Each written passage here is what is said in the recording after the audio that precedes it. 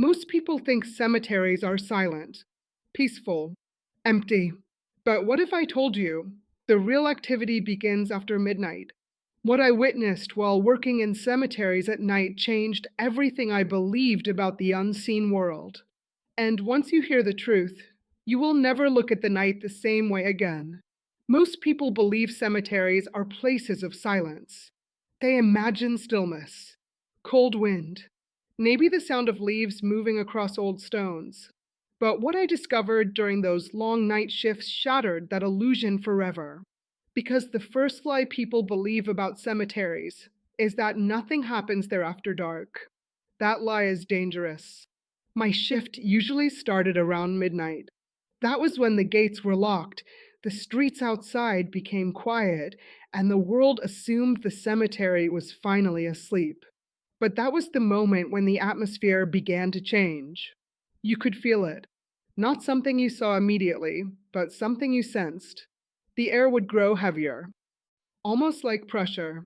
Sometimes it felt like the environment itself was watching you. At first, I tried to ignore it. I told myself it was just the imagination playing tricks in the darkness. But night after night, the same patterns began repeating, and patterns reveal truth. There were moments when the temperature would suddenly drop in specific sections of the cemetery. Not everywhere, just certain areas.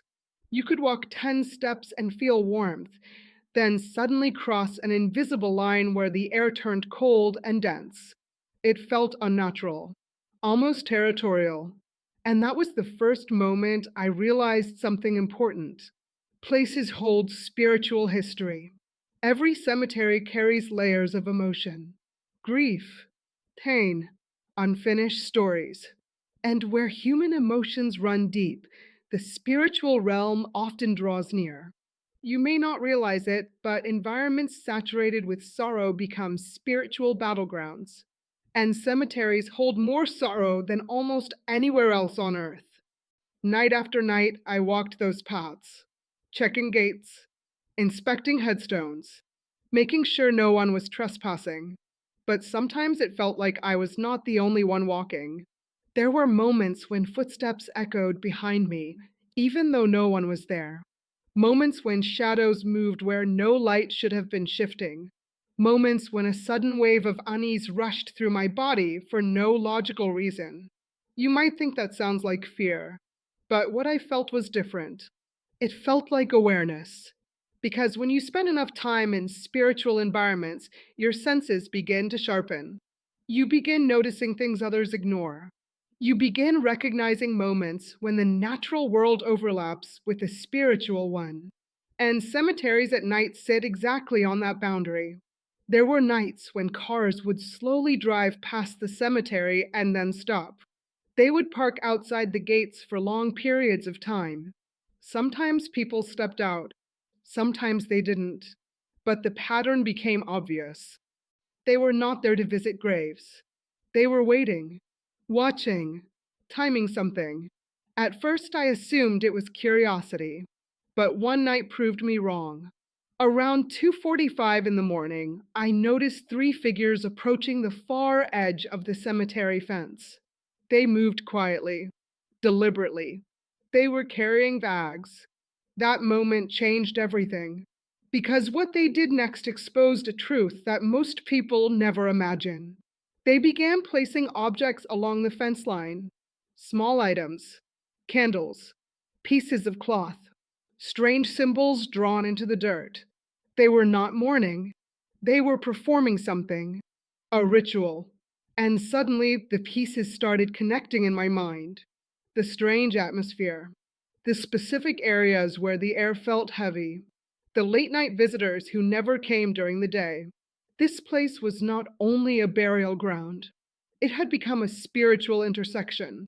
Some people believe cemeteries contain power. They believe spirits linger there. They believe the barrier between worlds becomes thinner. And whether those beliefs are true or not, certain groups act as if they are. They come looking for spiritual leverage. They come believing darkness can be used. And that was the moment I understood something many people never realize. Spiritual warfare is not always loud. Sometimes it happens quietly, hidden, under darkness, away from the eyes of ordinary people. While the world sleeps, other activities unfold.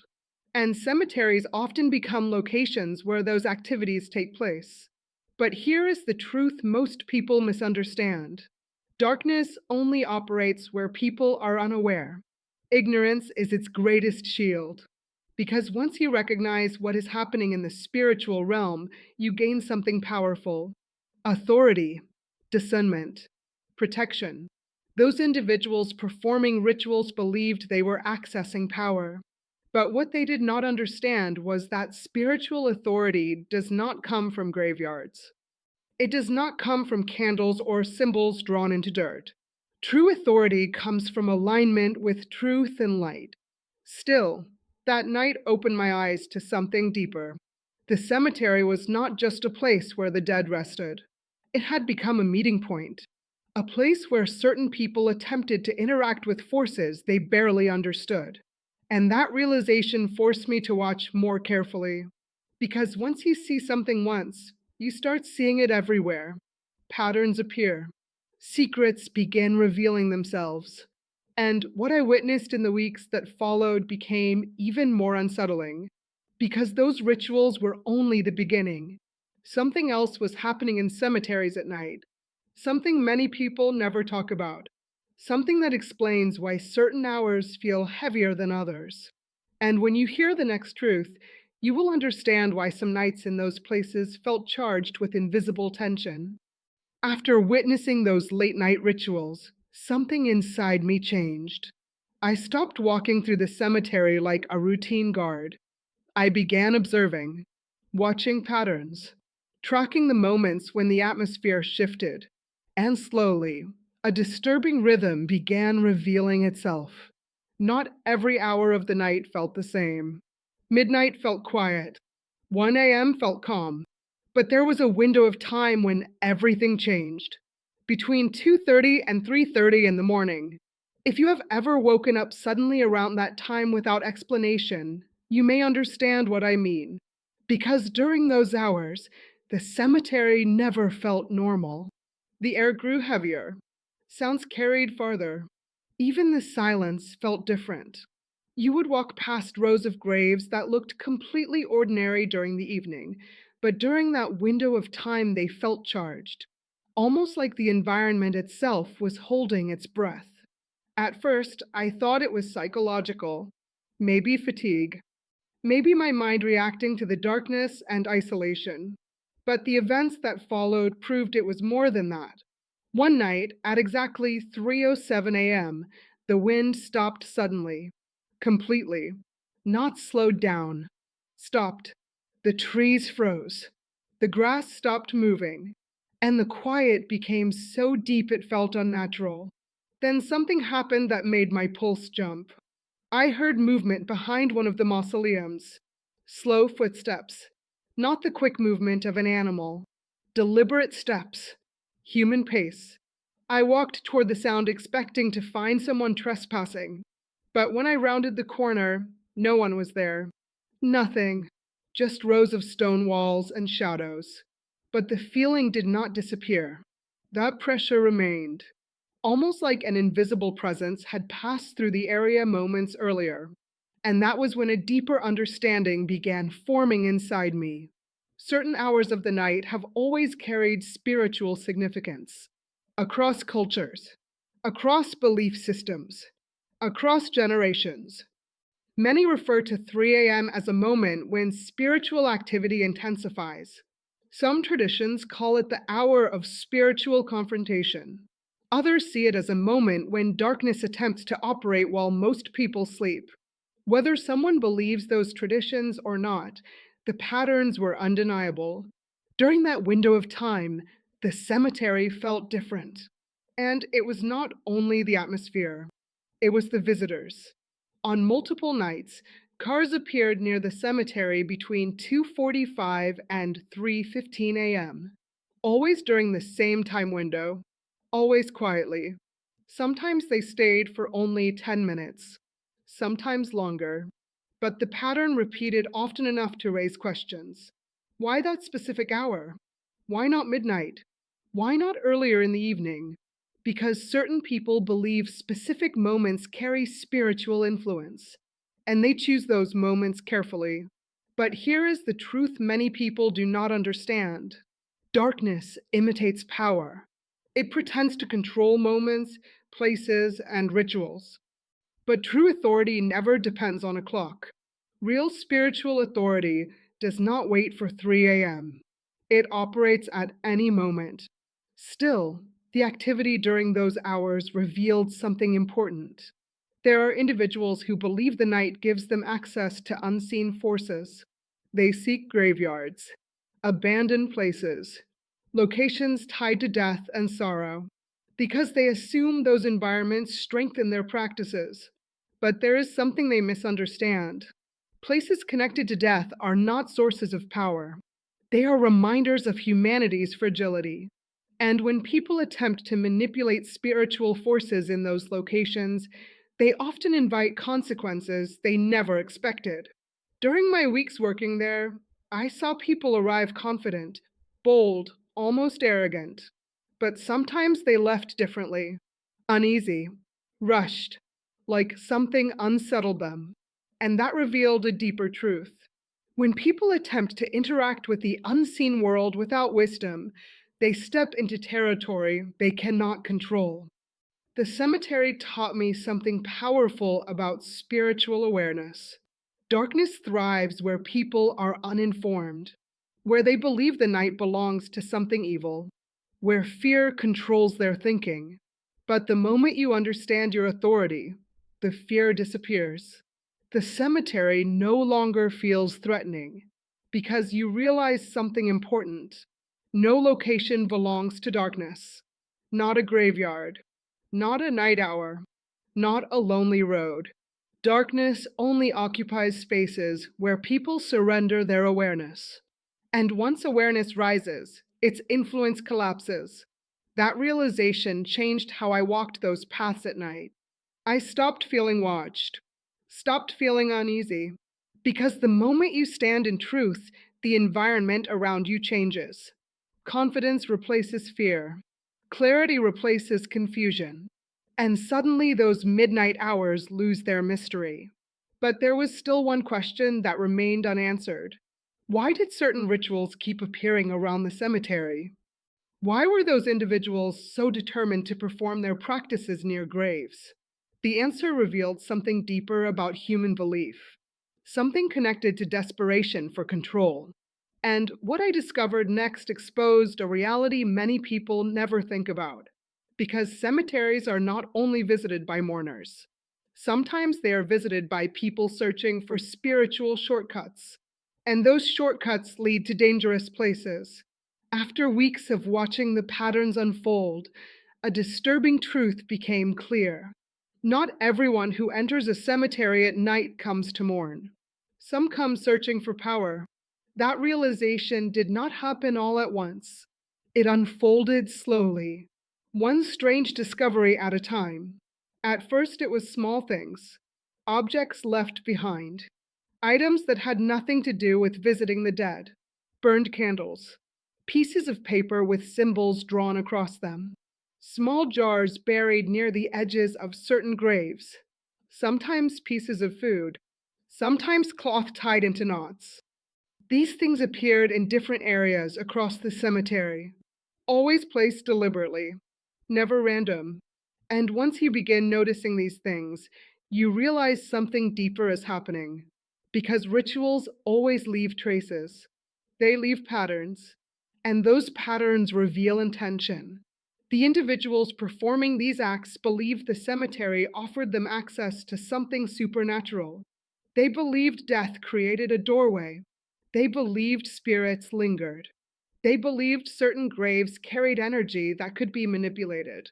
Whether those beliefs were true or not, their actions showed absolute confidence in them. And confidence can be dangerous when it is built on misunderstanding. One night, I discovered something that made the situation even more serious. Near an old section of graves, I found a small circle drawn into the dirt. Inside the circle were melted candle remains and small objects arranged carefully. The arrangement was precise, not something a curious teenager would create. This was intentional. Someone had come there with a purpose. Someone believed they were performing a spiritual operation. And suddenly a larger truth became impossible to ignore. There are people who attempt to use death as a tool.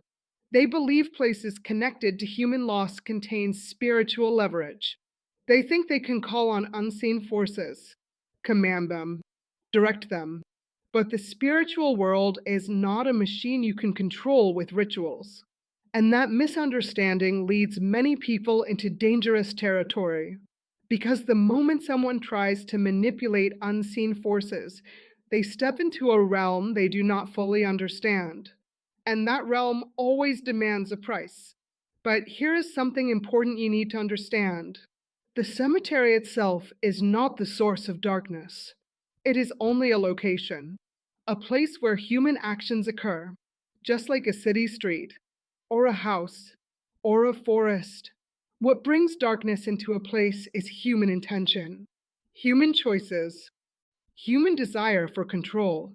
And the cemetery simply becomes the stage where those choices unfold. There were nights when I saw people arrive quietly, thinking no one was watching. They believed the darkness hid them. They believed the silence protected them.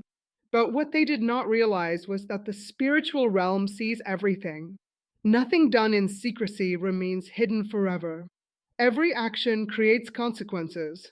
Every attempt to manipulate spiritual forces opens doors. Doors that cannot easily be closed. And sometimes those individuals sense that reality themselves. There were moments when people left the cemetery in a hurry. No ritual completed, no confidence, just tension, as if something disrupted their plans. Because the unseen world does not respond kindly to manipulation, especially when people approach it without wisdom or protection. This realization taught me something powerful about spiritual authority.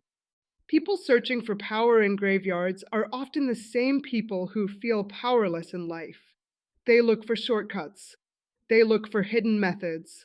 They believe secret rituals can give them control over situations, money, relationships, success, revenge. But true authority never comes from hidden rituals. It comes from alignment with truth. And once someone stands in truth, they no longer need shortcuts. They no longer need symbols drawn into dirt. They no longer need midnight ceremonies. Because their authority comes from something far stronger. The cemetery taught me this lesson in a way I will never forget. The individuals performing those rituals believed they were accessing power. But what they were really revealing was desperation, a desire to control outcomes they could not control through ordinary means. And that desperation is what pulls people toward dangerous spiritual practices. But there was still something even deeper I had not yet understood. Something that revealed itself during my final weeks working those night shifts. Because the cemetery did not only expose the behavior of those visitors, it also revealed a powerful truth about fear, a truth that changed the way I viewed the night forever. By the time I reached my final weeks of night shifts, the cemetery had stopped feeling like just a graveyard. It had become a battlefield, invisible, relentless, and undeniable. Every night I walked those paths, I began to sense something far more powerful than any ritual or object: presence, force, conflict. The air carried tension I could feel in my chest, and it became impossible to ignore. Because the cemetery is more than stones and soil. It is a crossroads, a meeting point between the natural and the unseen. And during those hours, I began noticing something terrifying. Sometimes it felt like the shadows themselves were alive, like they shifted with intention, like they were observing, waiting. And the patterns of those shifts were connected to human activity, to fear, to emotion. Because the spiritual realm often mirrors what people carry in their hearts. Grief attracts grief, fear attracts fear. Desperation attracts desperation, and those who came searching for power, they were unknowingly feeding the environment with their own energy. Every object they left behind, every whispered word, every midnight attempt to manipulate forces beyond their control, it added to the spiritual charge of the cemetery. And I began to realize why some nights were impossible to endure without heightened awareness.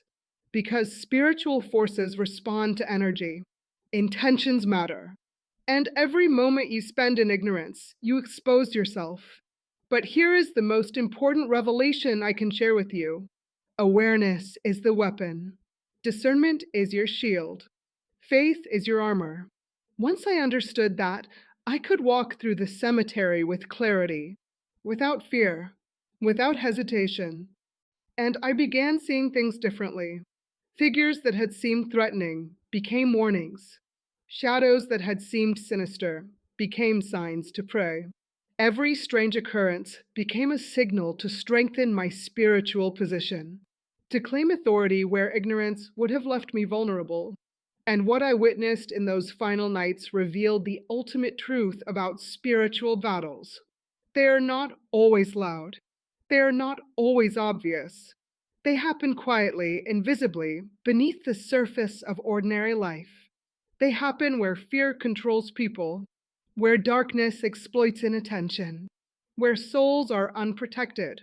But that is not the final word, because you have a choice. You can surrender to fear, or you can awaken. You can ignore the signals, or you can learn to discern. You can let the darkness operate in secret, or you can stand in authority. That is the power I discovered during those nights. That is the reason cemeteries at night can feel so terrifying or so revealing. And there is one final lesson I must leave you with. Spiritual battles are not about fighting blindly. They're about seeing clearly, understanding truth, standing firm. Every stone, every shadow, every ritual I witnessed taught me the same thing. Darkness operates in secrecy. Light operates in authority. And the moment you recognize your own authority, the environment itself begins to shift. What once felt heavy becomes manageable. What once felt dangerous becomes an opportunity to walk boldly. Because true power is not about manipulating forces. It is about aligning with truth, claiming your authority, walking in faith, and understanding that nothing can overpower the light you carry. The cemetery revealed secrets most people will never know, but those secrets are meant for those willing to awaken, those willing to see, those willing to stand firm when others tremble. And that is the ultimate revelation, even in the darkest places, even at the dead of night. Even in environments saturated with sorrow and fear, authority belongs to those who awaken. Now you understand what most people will never see. You see the hidden battles.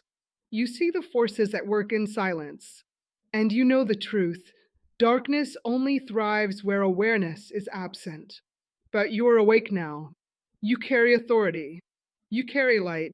Stand firm. Walk boldly. Claim your victory, because the night no longer controls you.